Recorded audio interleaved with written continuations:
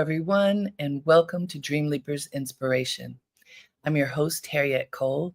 As always, honored to be with you today, to be connected to folks who have decided to choose to have focus about how we go about our day and to choose to connect to the greatness within.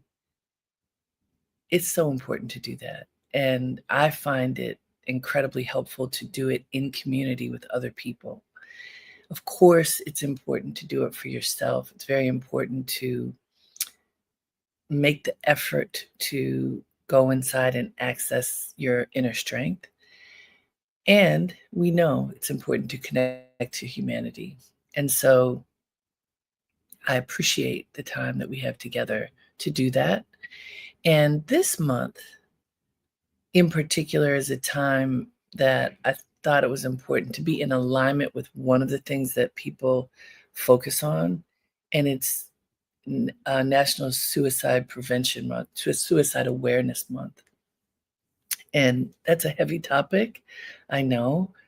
The way that I wanted us to take a look at it and beyond it is the notion of choosing life, choosing to live, choosing to engage in our fullness, in our potential, even during the hardest of times. And, every year, September is Suicide Awareness Month across the nation. This year, somehow it rings a little differently. I've talked to a number of friends, people I'm close to, who have shared that they have had tender moments when they weren't sure how to put that next step forward, when they felt stuck, when they felt alone, even though they have friends, and when they weren't sure if life was worth it for whatever the circumstances. And I think a lot of people have moments like that, moments when you could have everything, but you wonder if you're worth anything. And I was talking to a friend of mine who is wildly successful in the business world, who, by pretty much all accounts, any way you look at it, would be considered extremely successful. And of course, like everybody else in the world, she's got stuff going on, things that create sensitivities. But she said to me the other day that she felt irrelevant. Now, to be clear, she did not say that she felt she wanted to take her life. So this broadcast today is not just about that. It's broader than that extremity, but I just wanted us to look at this whole picture of what it means to choose life. She said she felt irrelevant. At this stage in her life, she is not at the pinnacle. Things are not going as well as she wants for a variety of reasons, including health. And she's feeling vulnerable and feeling less than. And when I've heard this isn't the first time I've heard it. When I've heard it and I've been with her, that's the time for the biggest hug. But it's more than that. Like, I think all of us, if we're honest, have moments when we feel tender, when we feel less than, when we don't feel that we measure up to whatever the standards are that we've grown up abiding by. And, a lot of us have unrealistic expectations about who we are supposed to be. And I can't say that I know how to live outside of that. I grew up with very high expectations, and there are plenty of times when I feel like, missed that bar, missed that bar. And when I think about what happens when people get stuck in those places that are tender and vulnerable and sad feeling less than, what happens? Because feeling stuck can feel very diminished, and you could get smaller and smaller in your mind and in your spirit. And that's when I think we need to vigorously choose life. Just with every ounce of our being, look for something that is, it's called a lifeline. What is that thing, that person, experience, activity that can be the lifeline, that can be the source of light so that you don't feel like you're fading, so that you do feel like your life is worthwhile, so that you recognize the value that you yourself bring to a situation. And I was speaking to another friend who is a different level of success, but certainly a lot more anonymity, who was saying, wow, well, if so and so is feeling invisible, what am I? I live in a small bubble with whoever my people are, and nobody knows me. So does that make me irrelevant?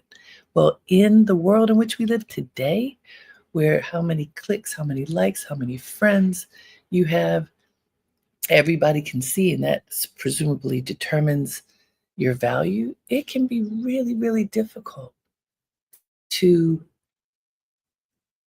recognize that you have value if you subscribe to that rubric. And yet, if you live in the world and work in the world, you also need often that rubric. How do you build an audience? How do you build a following? How do you build a clientele base? Whatever it is that you do, if you need to have people as part of it and for that to be known, how do you build an audience? Then there is part of you that needs that. But do you need to be defined by it? Can you figure out how not to be? Can you figure out how to be comfortable in your own skin as who you are and engage with others? That this sort of balance of recognizing your own intrinsic value and being connected to others and not being sucked in by any negative forces. How often do you think about this? I I think about it quite a bit because in my work, I need to have an understanding that you all are there, that there are people who want to connect. And I see Kimberly saying, "Hey, from Detroit, thank you for always being here, Kimberly. Appreciate you and appreciate everybody who joins this engagement." Um, I do appreciate, value, and need the community that we create here and in other ways in my life and work. And still, if it doesn't start inside, if it doesn't start with whatever connection I make with divinity, whatever connection you make within that connects you to the beyond, then I don't think it matters. I really don't think so. Thank you, Kimberly. Um, so it's what I want you to think for a moment, and normally I don't do this, but because of the topic today, this is why I want you to do it. I want you to think about a dark period. It could be something happening now. It could be, something within your life circumstances at this time that is not going well. And we're not going to dwell on this long, but I want you to think about it for a moment. Is there something that's not going well? Is there something you can't figure out, that you have not been able to overcome, that you've not been able to battle, that you have not been able to face, that you don't know how to get past? I know I'm asking a lot of things that I don't usually ask this, but I'm asking you to be honest with yourself. Is there something in your life right now that feels insurmountable, that makes you feel like, ugh, Is it worth it? Is there? Think about it. Allow yourself to ask yourself that question. Is there something so grave that you just don't know how to move forward? And and you can close your eyes. This is a mini meditation. Sit up nice and tall, relax your shoulders. And I know this is uncomfortable, but I want you to ask the question. Is there something that you feel like you can't get past, you can't get beyond, that's got you stuck, that's got you afraid, that's got you contracted? I've recently learned about a new friend who has a life-threatening illness. I just mentioned a friend who's incredibly successful, who's questioning her value. I know a bunch of people who are having serious financial challenges based upon the economy, having lost a job, not being paid the value that they used to be paid, all kinds of things around money that are contracting. I know people in relationships that are fractured and they're trying to figure out their way forward. What is it, if anything, in your life that's got you feeling contracted, that has you questioning the way forward? Allow yourself to feel how uncomfortable it makes you when you even allow yourself to look at it for a second.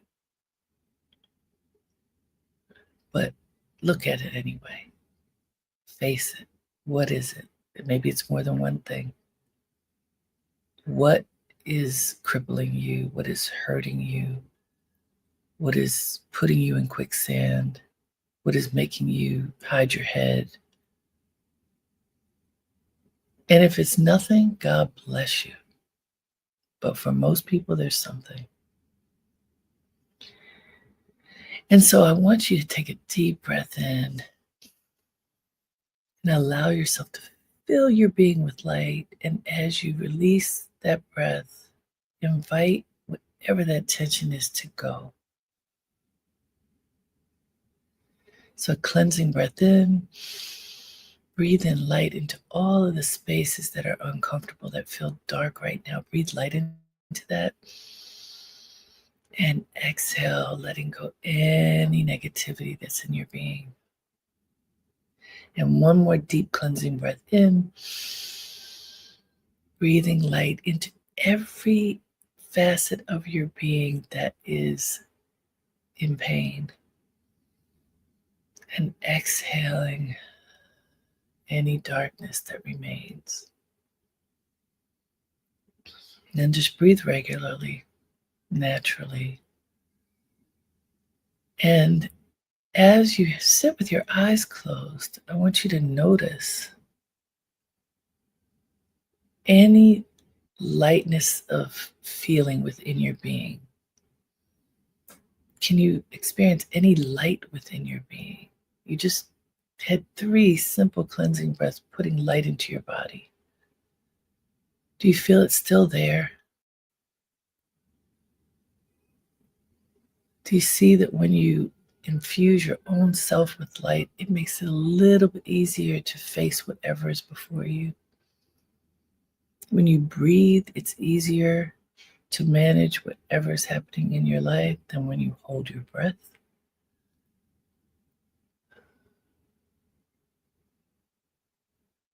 As you sit there and you breathe naturally,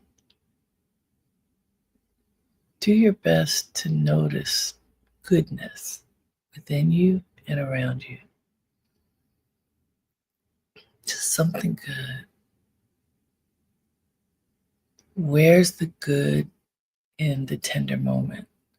Look for your good in the tender moment.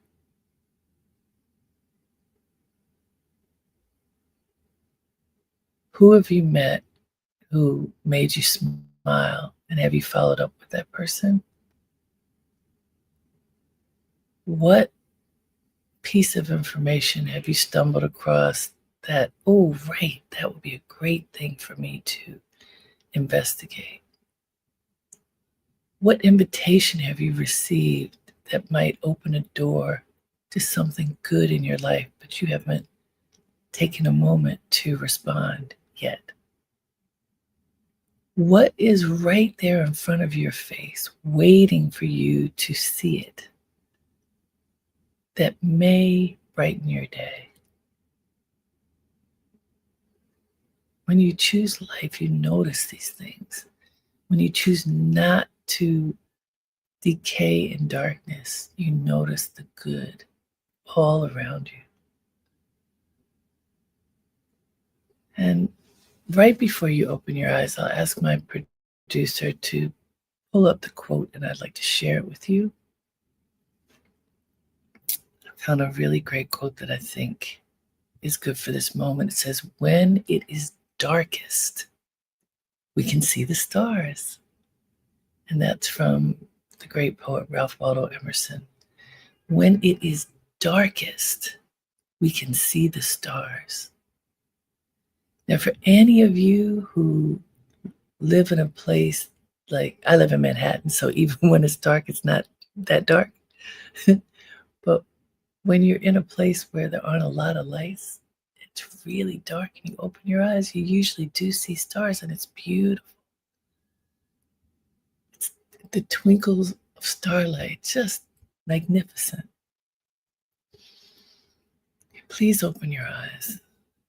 And I want you to remember this: when it is darkest, in the worst of scenarios, when it just is bad, we can see the stars.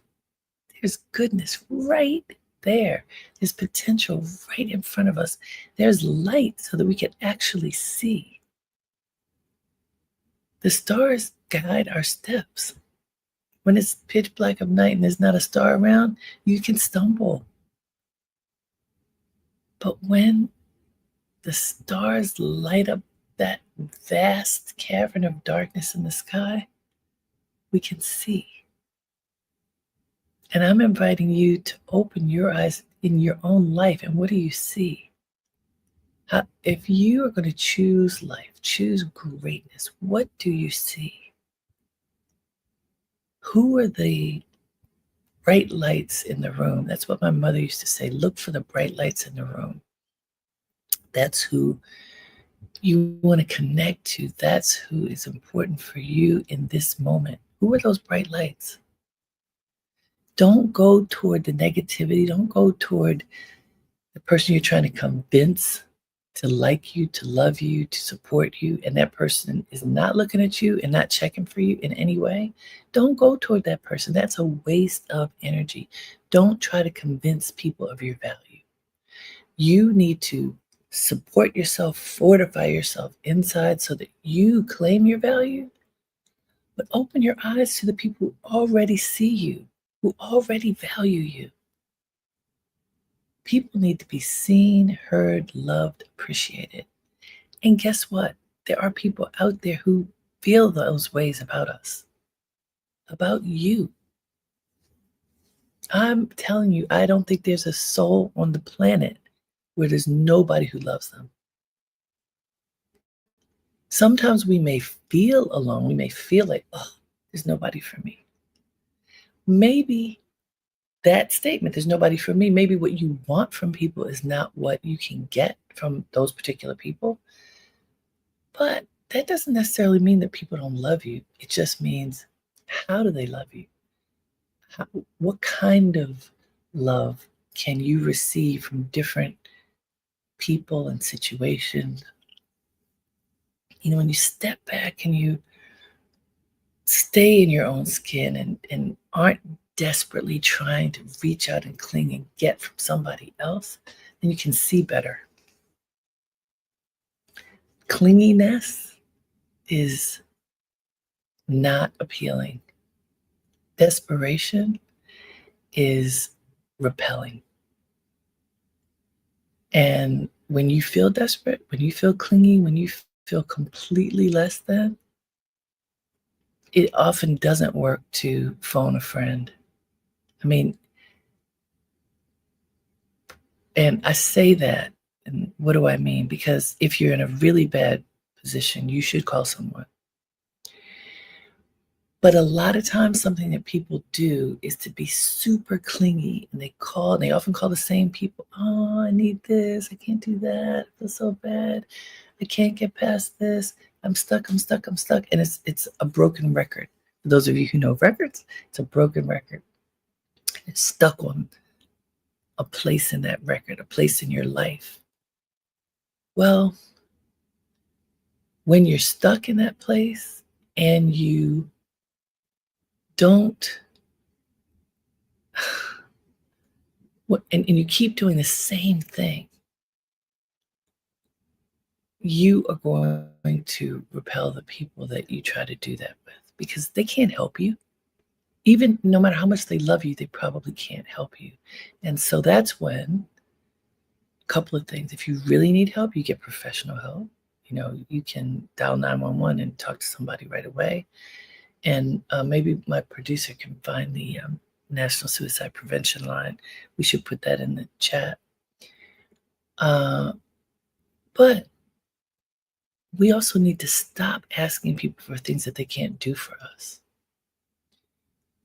And find the right people to help us for the right things. We often make the mistake of feeling like we have to, like it is the responsibility of the people who love us, our friends and family, to take care of everything for us. Not everybody has that capacity. And I think it's important for us to understand that. In taking responsibility for ourselves, it's important to understand this person is good for this. This person is good for that in my life, and not vice versa. And that's okay. Delora just wrote, I wanted to commit suicide at age 13 when my parents divorced. Wow. The prayers of my parents and talking to a therapist helped me work through the emotional pain. I learned that you have to choose to be happy and not be sad, that happiness doesn't arrive. It's a conscious choice of focusing on what I'm grateful for and what are my blessings for the day. Thinking negative is easy. At first, it was a daily fight, but eventually, through my faith in God, I overcame my depression to live a life. Okay, let me see. Hold on. Okay, here it is. Thank you. I overcame my depression to live a life, but I still don't have, is it faith? I think it was a life of faith. So I just want to say thank you, Delora. Thank you for being so honest, my friend. Thank you for connecting to us in this way. And we learn things about each other that we don't know. I didn't know that about you. I know about your faith.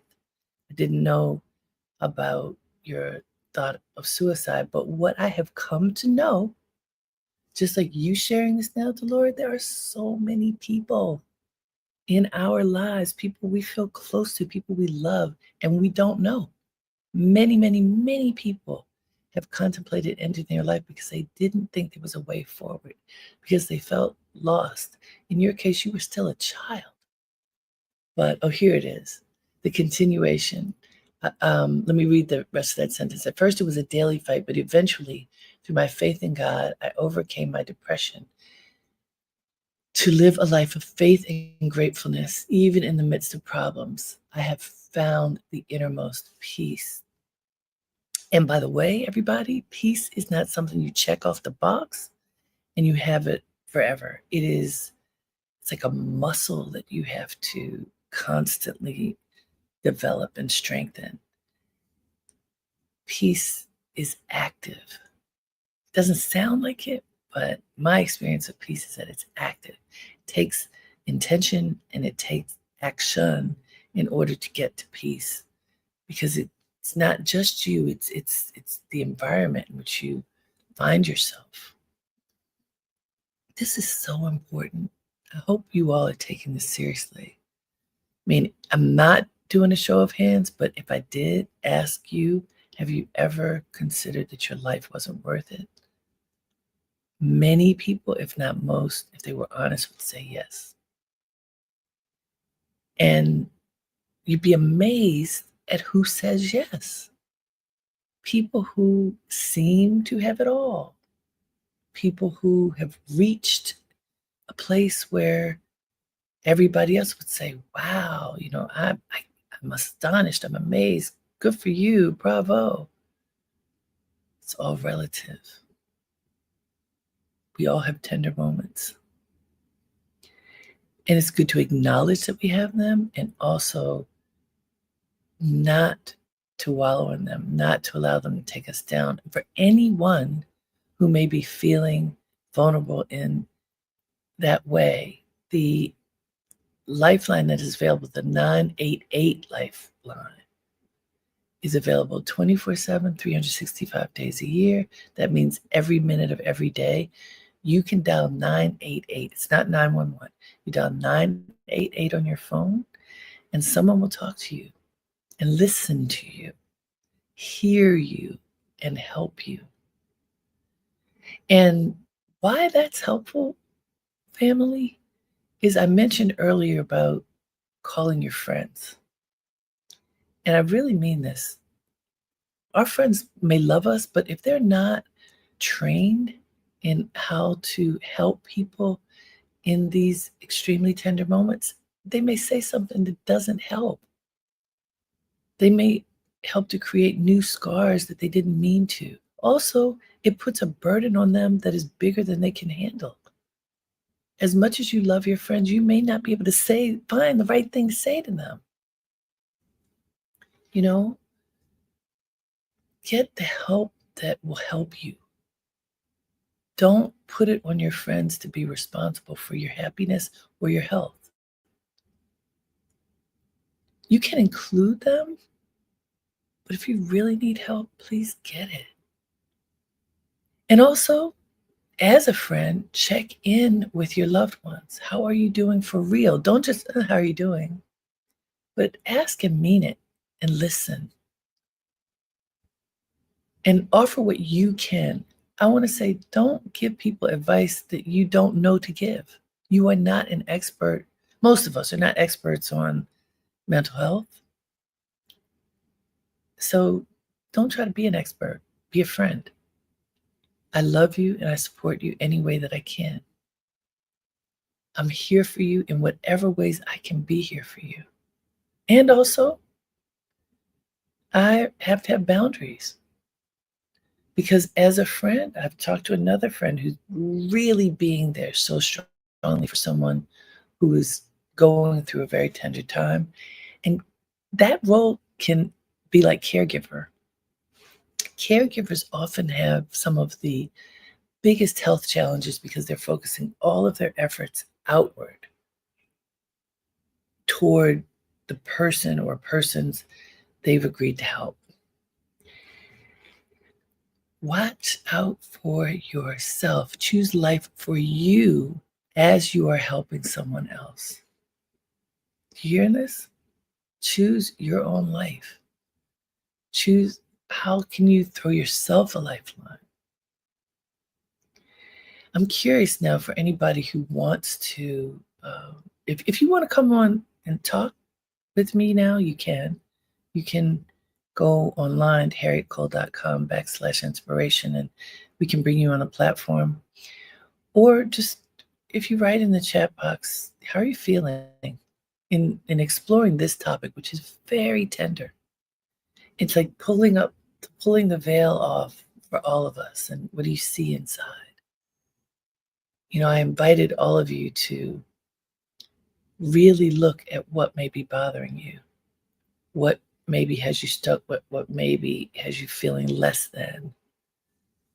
And I'm going to say I have a list. It's not just one thing. There are a few things, big things. And sometimes things feel insurmountable. Sometimes things wake me up at night.